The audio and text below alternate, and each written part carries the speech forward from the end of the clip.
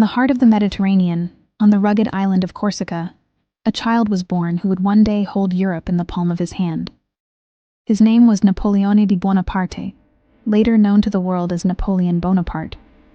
Born in 1769 to a family of minor nobility, his early life gave little hint of the continental tremor he would become. Sent to military school in France, the young Corsican was an outsider, teased for his accent and his fierce, brooding intensity. But within him burned a relentless ambition, a genius for strategy, and a hunger for glory that would soon find its moment in the crucible of revolution. As France descended into the chaos of the Reign of Terror, opportunity arose for men of talent and nerve. The old order was swept away, and the battlefield became the ultimate proving ground. In 1793, at the Siege of Toulon, a young Captain Bonaparte demonstrated his tactical brilliance, driving British forces from the vital port city. This victory catapulted him to the rank of brigadier general. He was just 24 years old. His star was rising, and it was rising fast. He saved the revolutionary government from a royalist mob in Paris with a whiff of grapeshot, a ruthless display of efficiency that made him a hero to the Directory. His reward was command of the French army in Italy. What followed was a campaign of breathtaking speed and audacity. Facing larger, more experienced Austrian and Sardinian armies, Napoleon's ragged, underfed troops were transformed by his electrifying leadership. He moved with lightning speed, striking his enemies before they could unite. Victories at Lodi, Arcole, and Rivoli became legendary. He wasn't just a general. He was a master of propaganda, writing his own dispatches, crafting an image of an invincible warrior, and sending immense treasures back to a bankrupt France. He returned to Paris not just as a general, but as a savior, a figure of immense power and popularity. But Napoleon's ambition stretched beyond Europe. Dreaming of emulating Alexander the Great, he launched an audacious expedition to Egypt in 1798. His goal was to disrupt British trade routes to India and establish a French presence in the East. While his army won battles against the Mamluk cavalry at the pyramids, his fleet was annihilated by Admiral Nelson at the Battle of the Nile. Cut off from France, the campaign was ultimately a strategic failure. Yet, Napoleon managed to spin even this defeat. He abandoned his army, slipped past the British blockade, and returned to France just as the government was collapsing. The public, starved for stability and leadership, saw only his victories and his mystique. The time was ripe for his boldest move yet. In November 1799, in a daring coup d'état, Napoleon overthrew the Directory and established himself as first consul of France. He was, in effect, a dictator. But he was a dictator who brought order out of chaos.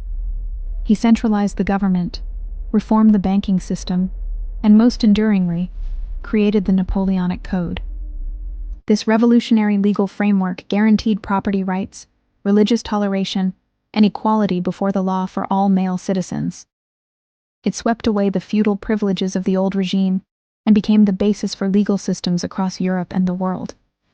He had ended the revolution, not by crushing it, but by institutionalizing its most popular principles. In 1804, Napoleon took the final step. In a lavish ceremony at Notre Dame Cathedral, he did not wait for the Pope to crown him. Instead, he took the crown and placed it on his own head, and then on the head of his wife, Josephine. He was now Napoleon I, Emperor of the French. His ambition was no longer just to defend France, but to master all of Europe. A coalition of Britain, Austria, and Russia formed to stop him. Napoleon's response was a masterstroke of military genius. At the Battle of Austerlitz in 1805, often called his greatest victory, Napoleon faced a superior Russo-Austrian army. Feigning weakness, he lured them into a trap, shattering their center and inflicting a catastrophic defeat. The victory reshaped the map of Europe. The Holy Roman Empire was dissolved after 1,000 years. He installed his brothers and marshals as kings and princes in conquered lands. From Spain to Poland, the Napoleonic Empire, the Grand Empire, was at its zenith. For years, His Grande Armée seemed invincible, marching across the continent, crushing armies at Jena, Friedland, and Wagram. He was the master of Europe. Only the stubborn island of Great Britain, protected by its powerful navy, remained defiant. To break Britain, Napoleon implemented the continental system, a continent-wide embargo designed to cripple the British economy. But this policy proved to be a fatal overreach. It caused widespread hardship and resentment among his allies and conquered peoples. The first major crack in his empire appeared in Spain. What he expected to be a simple takeover became a brutal, bloody guerrilla war, the Spanish Ulcer, that drained his resources and manpower for years. But his greatest error, his most catastrophic miscalculation, was yet to come. In 1812, convinced he could force Tsar Alexander I to heel, Napoleon assembled the largest European army ever seen, over 600,000 men from 20 nations, and invaded Russia. The campaign was a disaster from the start. The Russians refused to give battle, retreating deeper and deeper into their vast territory, scorching the earth as they went. Napoleon's supply lines stretched to the breaking point. He reached Moscow, only to find it a deserted, burning ruin. With no supplies and the brutal Russian winter approaching, he had no choice but to order a retreat. The retreat from Moscow is one of history's most horrifying epics. Starvation, frostbite, and relentless Cossack raids decimated the Grande Armée. Of the more than 600,000 who invaded, fewer than 100,000 staggered back out of Russia. It was a loss from which Napoleon would never recover. The myth of his invincibility was shattered. Seeing their chance, the nations of Europe rose up against him. A new and powerful coalition of Russia, Prussia, Austria, and Sweden, funded by British gold, closed in. At the massive Battle of the Nations at Leipzig in 1813, Napoleon was decisively defeated. The Allies invaded France, and in April 1814 they entered Paris. Napoleon Bonaparte, the Emperor of the French, was forced to abdicate. His enemies exiled him to the tiny island of Elba in the Mediterranean. They believed his story was over. They were wrong. Less than a year later, in a final audacious gamble, Napoleon escaped. He landed in France with a handful of followers, and the nation rallied to his side. The soldiers sent to arrest him instead knelt and shouted, "Vive l'Empereur!" He marched on Paris without firing a single shot, beginning the period known as the 100 Days. The Allies, stunned, quickly reassembled their armies. The final showdown came on a rain-soaked field in modern-day Belgium, near a small village called Waterloo. On June 18, 1815, Napoleon's army clashed with a coalition force led by the British Duke of Wellington and the Prussian Gebhard von Blücher. It was a brutal, hard-fought battle that hung in the balance for hours. But the timely arrival of the Prussians turned the tide.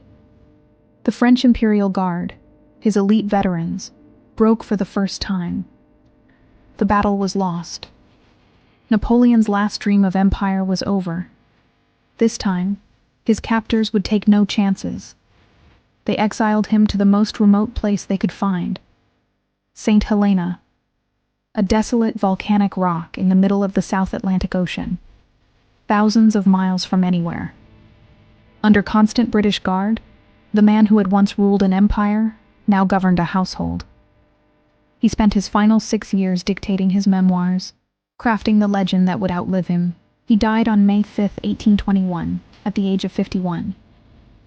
Napoleon's legacy is as complex and vast as the empire he built. Was he a tyrant who bled Europe dry for his own ambition? Or was he an enlightened reformer who spread the ideals of the revolution and modernized a continent? He was, perhaps, both.